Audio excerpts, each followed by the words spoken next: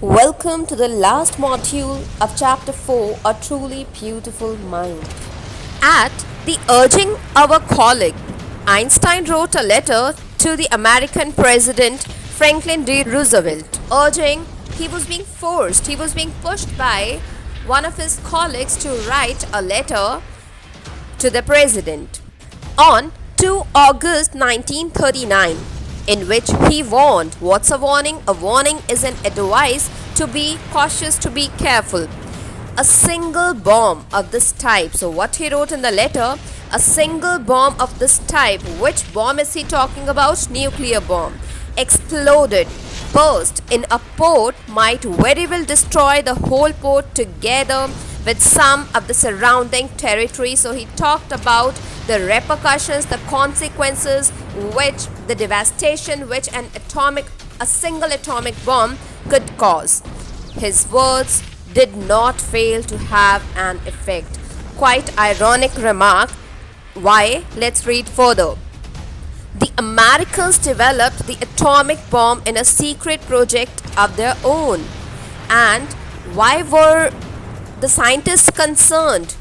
They were in an uproar because they thought that Hitler could make a bomb. Hitler could prepare a bomb. But what actually happened? The Americans developed a bomb of that kind in a secret project of their own.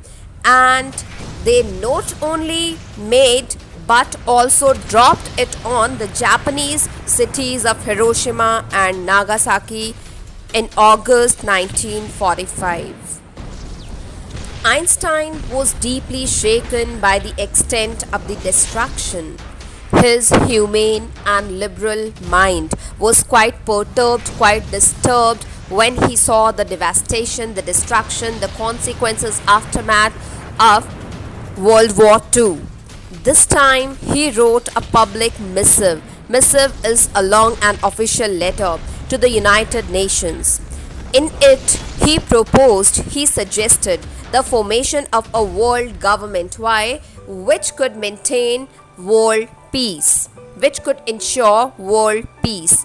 Unlike the letter to Roosevelt, this one made no impact. What do you mean by unlike the letter to Roosevelt? That means that letter made an impact, but this did not. But over the next decade, a period of 10 years, Einstein got ever more involved in politics, fighting for an end to the arms weapons buildup, and using his popularity to campaign for peace and democracy.